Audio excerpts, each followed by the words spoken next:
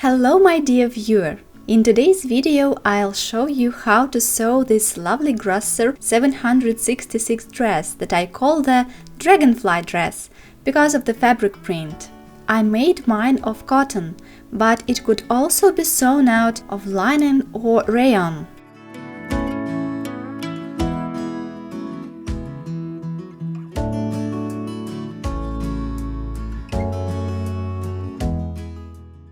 Let's get started. As usual, I made a mock-up first, and I liked how the dress fitted me, so I didn't change a thing in the pattern. I also washed and ironed the fabric beforehand. I cut 2 ruffles, one front and one back lining bodice pieces, one front upper bodice piece and one back upper bodice piece, one skirt front piece and one skirt back piece.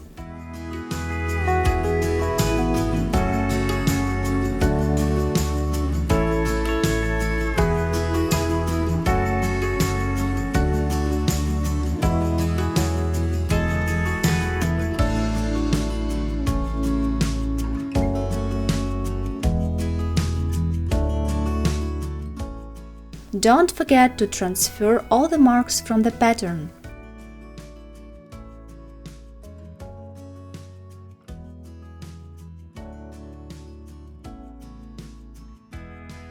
I transfer the darts lines with an erasable marker just before stitching them.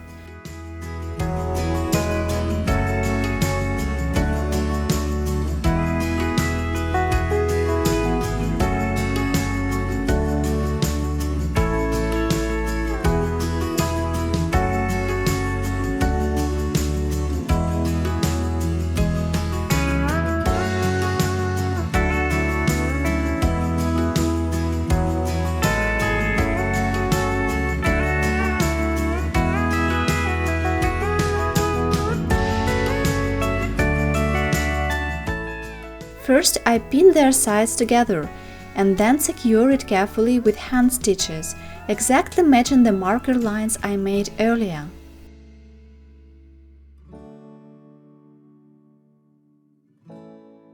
I start machine stitching at the dart's wide end and gradually move to its top. A couple of centimeters off dart's top, I reduce the stitch length to 2 mm so that the dart's tip turns out perfect. I stop stitching at the dart's top, rotate the fabric and stitch a couple of centimeters back, thus fastening off a thread.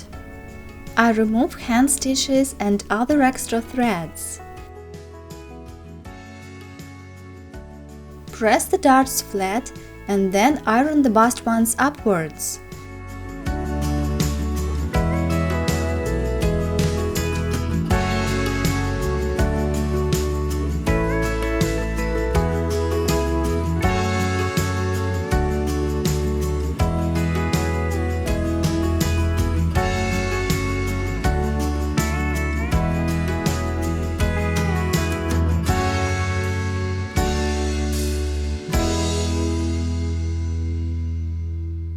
The shoulder ones to the center of the back,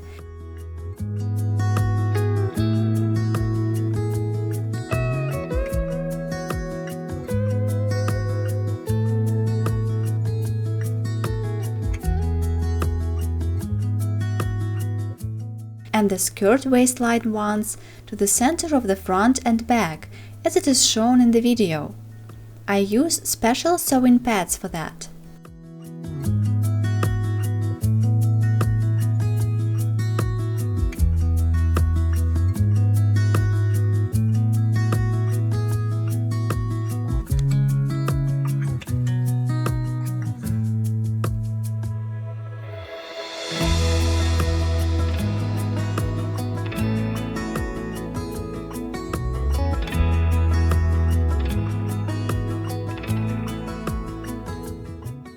There are 12 darts in this dress, 2 on both front and back bodice lining and 4 on both front and back skirt.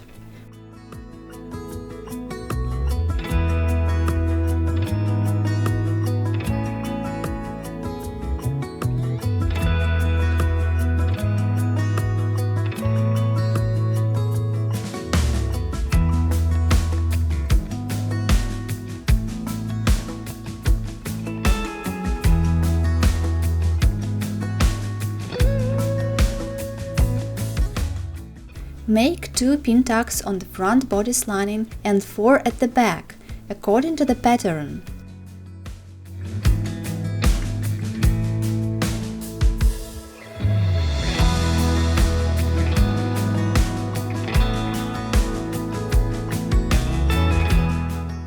Secure them with a 7 mm seam allowance machine line of stitches.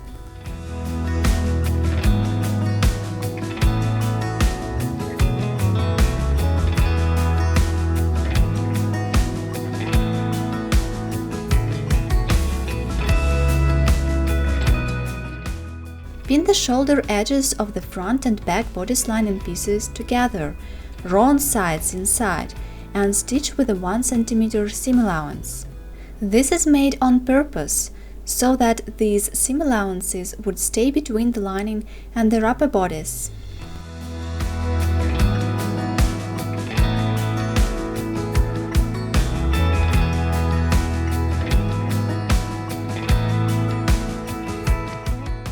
Hem the edges separately with an overlock.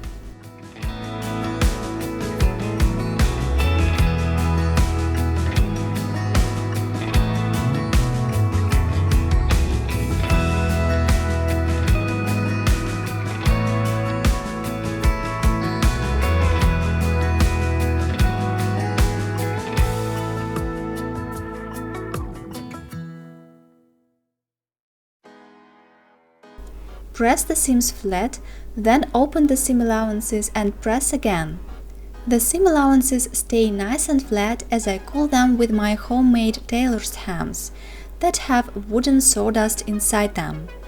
I decided to strengthen my upper bodice with a fusible interfacing as I wanted the wings to look like they were starched, but at the same time I didn't want to have extra bulk at the seam allowances and at the waistline gathers.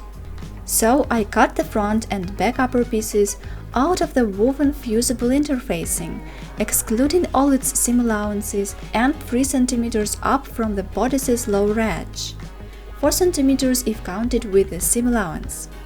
Then I fused these to their upper bodice pieces.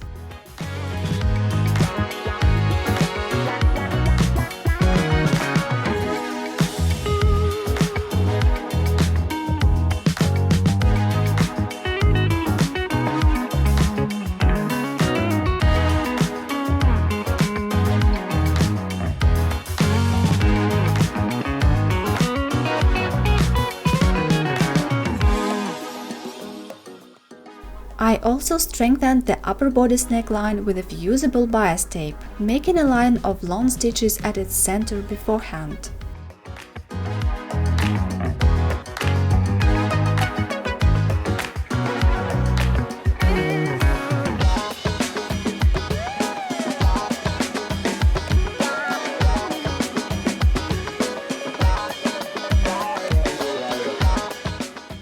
I draw a line 4 cm off the upper bodice sleeve edge.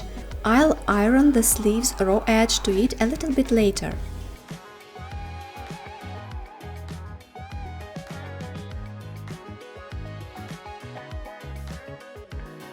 Pin the shoulder edges of the upper front and back bodice pieces together, right sides inside, and stitch with a 1 cm seam allowance.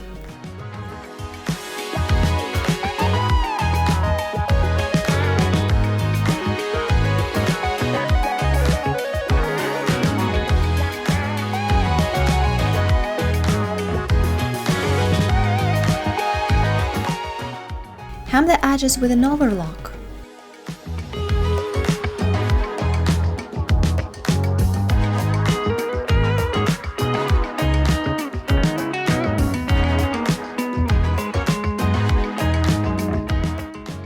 Press the seams flat, turn the seam allowances to the front and press again.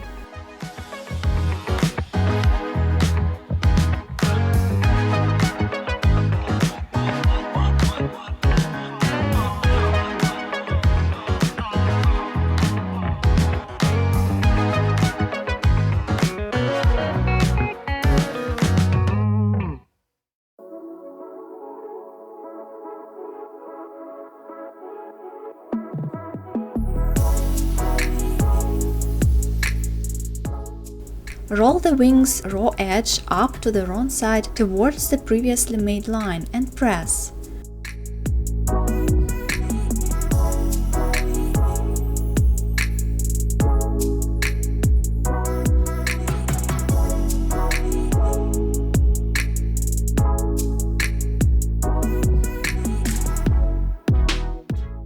Roll it up once again and press.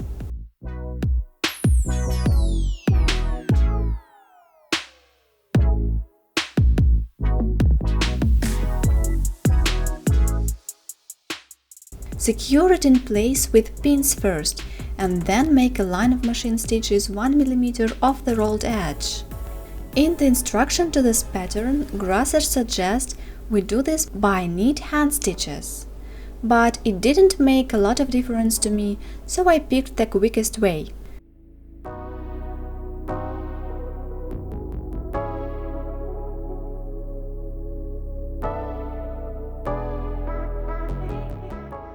Press.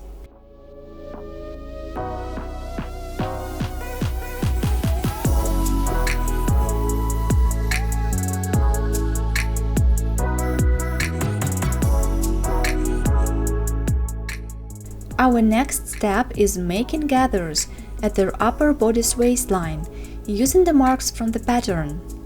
I make a line of 4 mm length machine stitches, 7 mm off the edge, starting and ending the stitches at the marks. Then pull by the upper thread and make a gather. The gather lengths for my Russian 44 size were 15.8 cm and 11.4 cm for the front and back upper bodices parts correspondingly. I check the needed length with a measuring tape.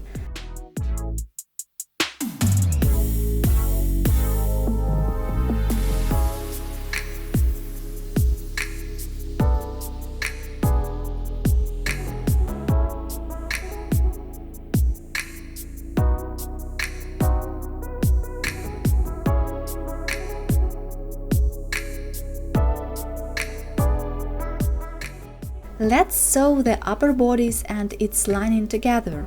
Pin the lining wrong side and the upper bodice right side together at the neck hole using the marks. Stitch with a 7 mm seam allowance.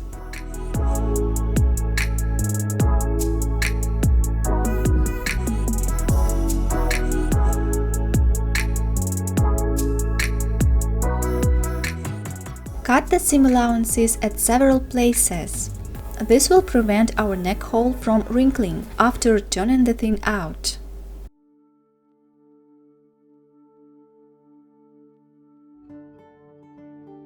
Press the seam flat and then turn it to the lining and press once again.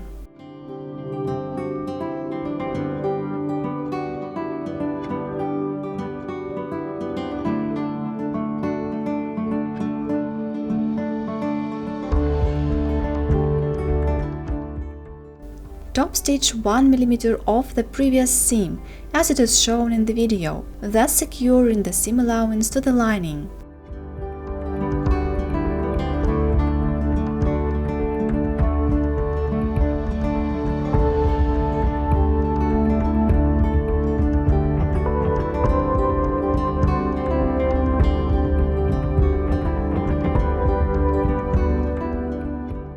Put the lining inside the upper bodice.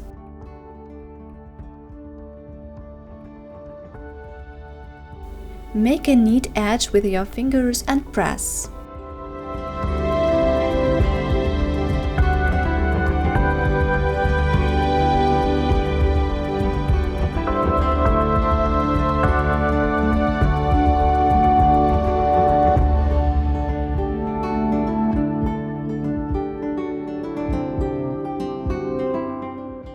Put the lining to the upper bodice at their lower edges using the marks.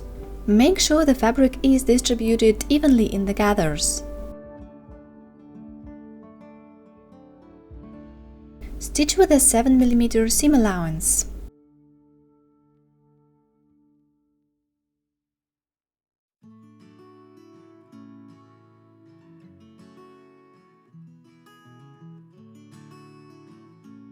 Press the seam carefully not to ruin the gathers. Do so for both front and back bodice parts. Our next step is sewing the ruffles on the skirt's bottom. Pin the pieces together right sides inside and stitch with a 1 cm seam allowance.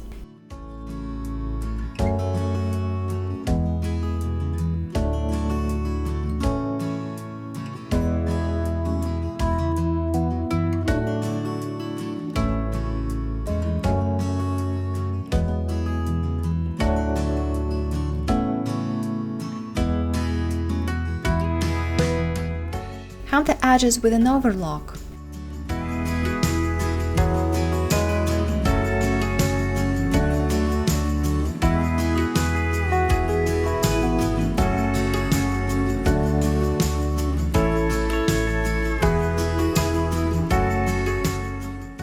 Press the seams flat and then turn the seam allowances to the skirt.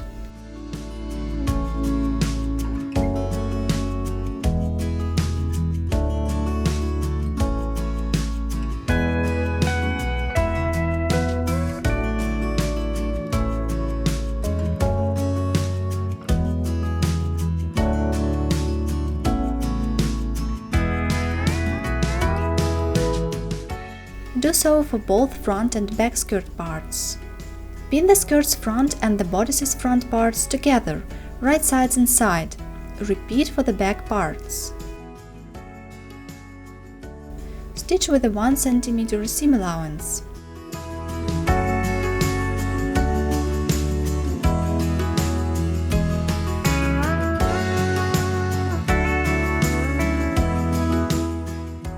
Check that everything is okay at the right side. Hem the edges with an overlock.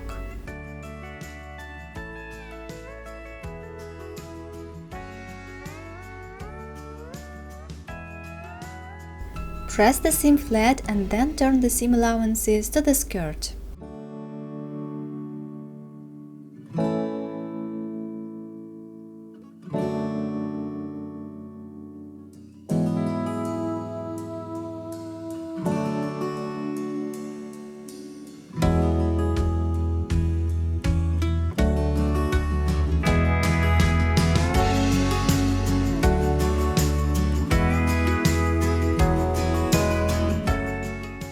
Pin the front and back pieces together right sides inside at their side seams.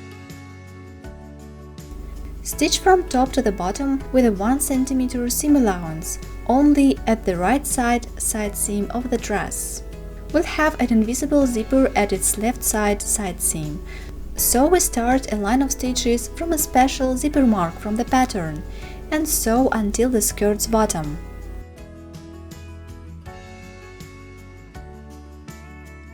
Then I hem each of the side seams' raw edges separately in order to open the seam allowances while pressing later.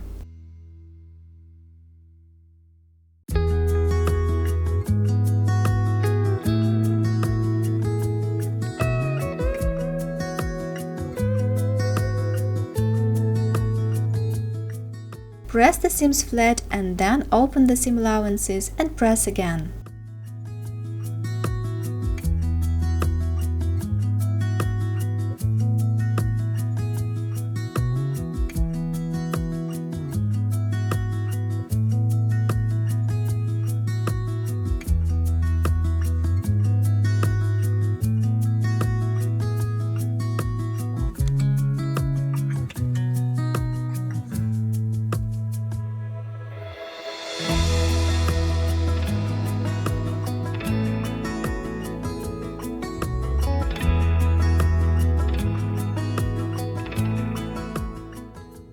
To hem the bottom edge, I sew a baby hem. In Russia it is called a Moscow seam. I also cut off the excess seam allowances at the side seams to reduce the bulk.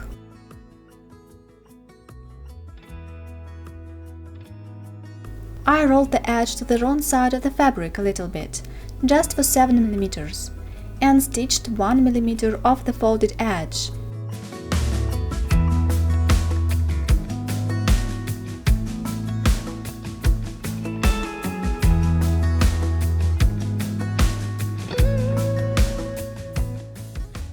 Then trimmed the excess fabric as close to the stitching line as I could.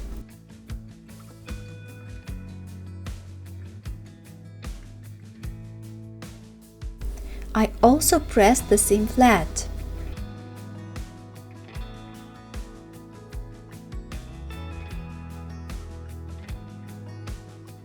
After that, I rolled the edge to the wrong side once again and stitched at the center of the fold. Thus we have two lines of stitching on the inside and one line on the outside. Hide the excess threads.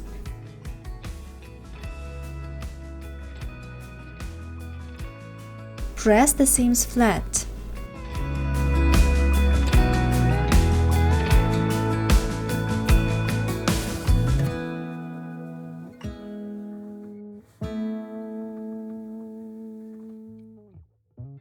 Let's move on to the lining's armholes. To hem those, we'll need some bias tape. I measured one armhole with a measuring tape and then cut the needed bias tape length out of my fabric.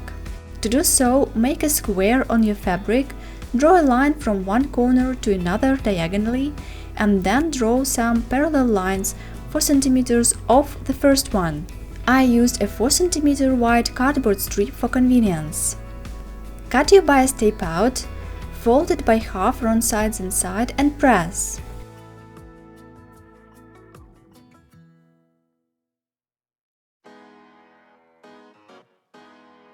I made 2 strips of bias tape, one for each armhole.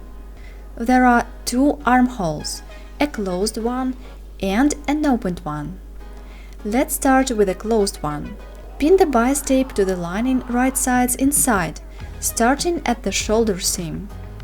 Leave about 7 to 10 mm seam allowance at the bias tape's end. When you are at the shoulder seam again, leave another seam allowance and cut the excess off. Place one seam allowance under the other, rolling the lower one's edge to its wrong side as it is shown in the video. Check that everything is okay. For the opened armhole, roll the bias tape's edge to its wrong side at each edge at the dress's side seam. Stitch with a 1 cm seam allowance.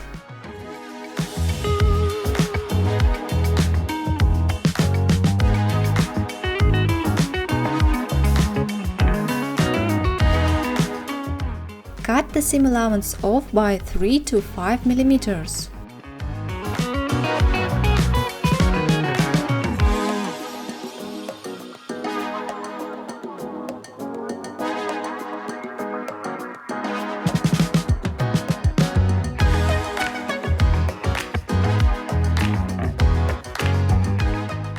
Press the seams flat and then turn the seam allowances to the bias tape and press again, very carefully not to ruin the already pressed line at the bias tape center.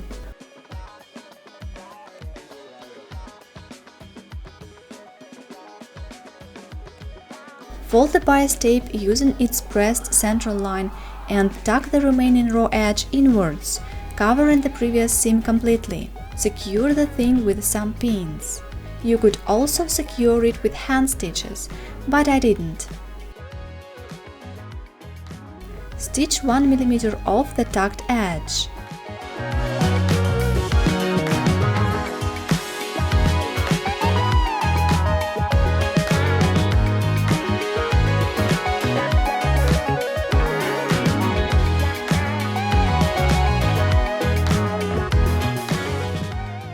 Hide the excess threads. Press.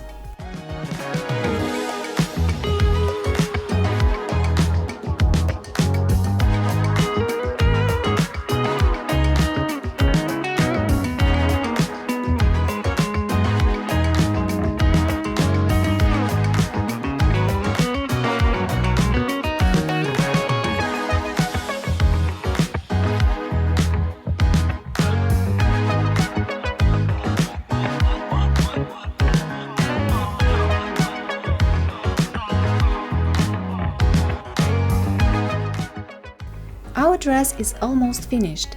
The one remaining thing is to sew in an invisible zipper. I press the zipper first, to unfold the zipper teeth from it a little bit. This will help us when sewing the zipper in. We'll need a single foot or a special zipper foot. First of all, I drew a line with an erasable marker 7 mm off the edge, as it has already been hemmed.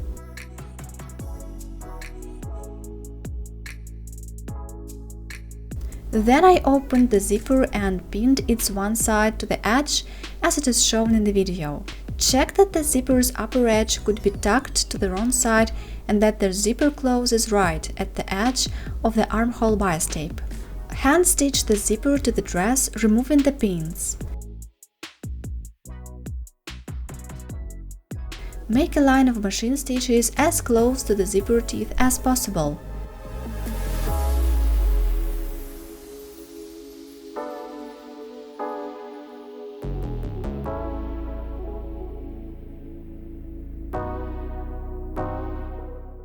Close the zipper and mark the waistline seam and the zipper's upper and lower edges at its other half. Pin and hand stitch the outer side of the zipper to the dress, using the freshly made marks.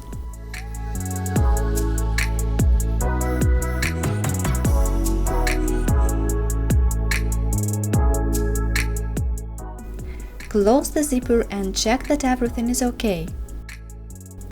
Make sure the zipper's tail is inside the dress.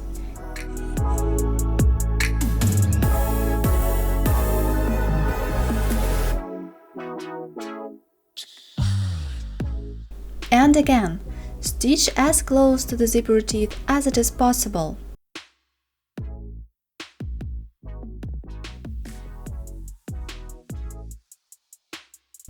Close the zipper and check that everything is okay once again. Remove the excess threads and all the hand stitches.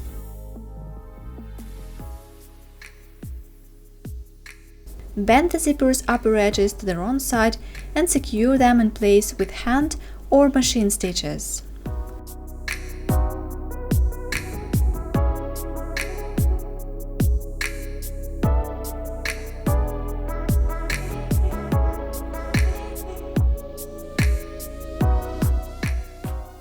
I also secured the zipper's bottom edge.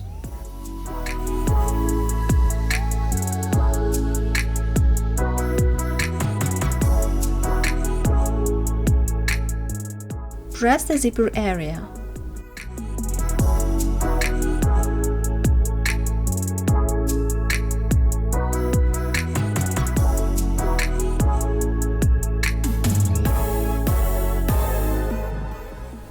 Attach the lining shoulder seam allowances to those of the upper bodice.